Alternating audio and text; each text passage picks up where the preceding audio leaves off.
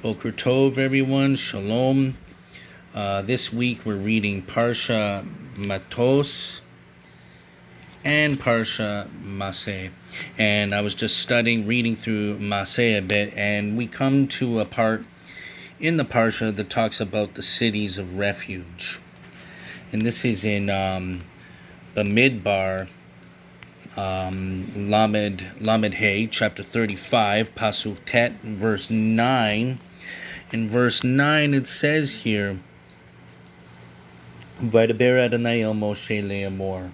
Hashem spoke to Moshe saying, and he says, Deber el bnei Israel ve'amarta aleihem ki atem ovrim es haYordan artsa Canaan. Speak to the children of Israel and say to them, when you cross the Jordan to the land of Canaan, you shall designate cities for yourselves. So it talks about the cities of refuge and how a killer can flee there. It goes into the penalties, the punishments of a person killing another. But there's also when someone unintentionally kills someone, and they are allowed to flee the city. They're allowed to flee. It says, the assembly shall rescue the killer from the hand of the avenger of the blood, and the assembly shall return him to a city of refuge where he had fled. He shall dwell in it until the death of the Kohen Gadol, the high priest, until one has anointed whom one has anointed with the sacred oil. And that's in verse 25 of chapter 35. Now, what's interesting is when a person flees there, he's allowed to be saved. The avenger cannot go to the city that he fled. And I was just reading in Shnei Luchot Habrit.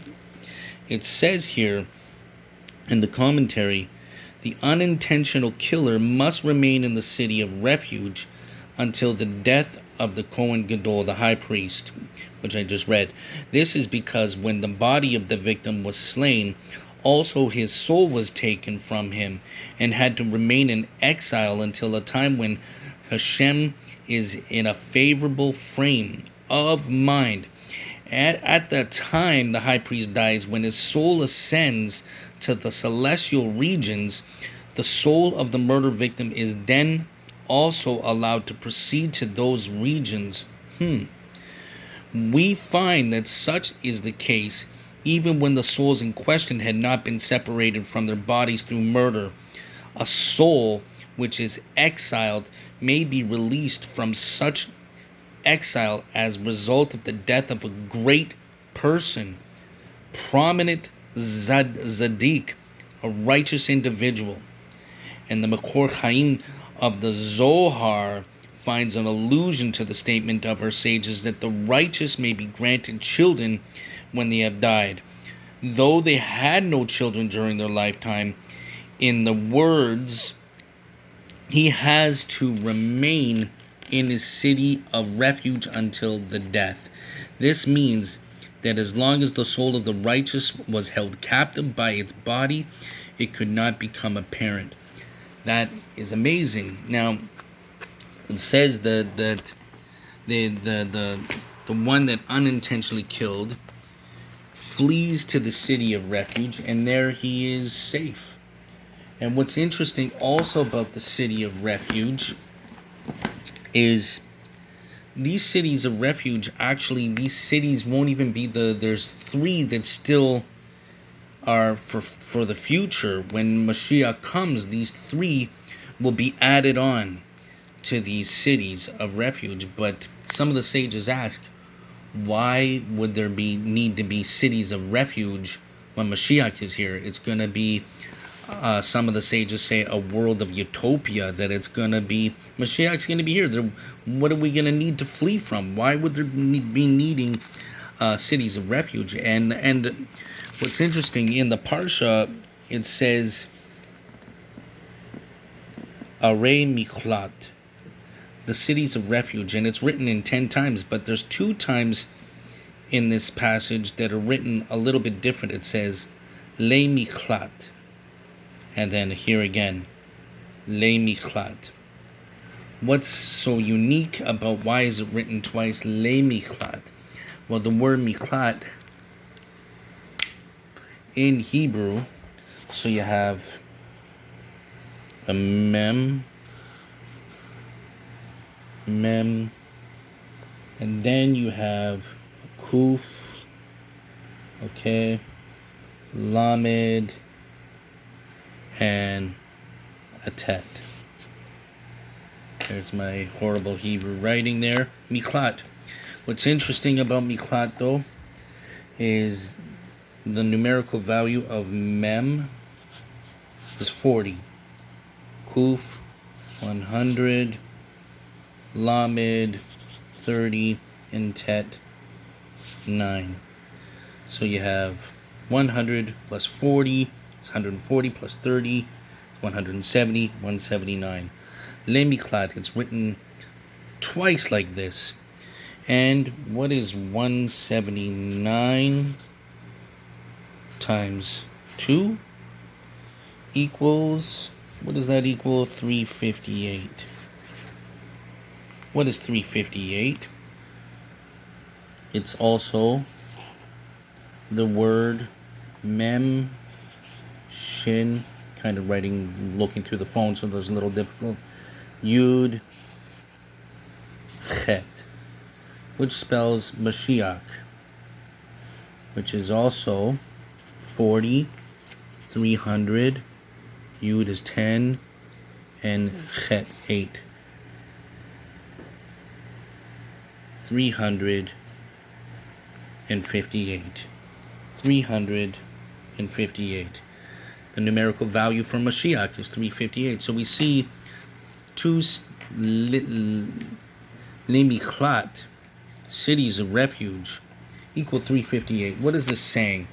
And so Mashiach is introduced with the city of refuge, and we come to the Brit Chadashah in Luke. If we come to Luke chapter 23 here, and it talks about Yeshua, and he makes a statement here in verse 34. Yeshua said, my Father, forgive them, for they do not know what they're doing. Why did Yeshua say this? See, the Zaddik, like we read in Shnei Luchot, that one cannot be freed from the city of refuge till the high priest dies, the Zaddik. And Yeshua was taken outside the camp, and this is the person that cannot leave, or that's hiding in the city, is one that is considered as unintentionally killed someone. So Yeshua, even though there was many individuals that knew exactly what they were doing, they screamed out, crucify him. The people were telling him, yelling out that Yeshua deserved death. But Yeshua said, Father, forgive them, for they know not what they do. What did he do? He said, this is unintentional. This is an accident. They don't really know what they're saying. This is an accidental thing they're doing. They just don't understand.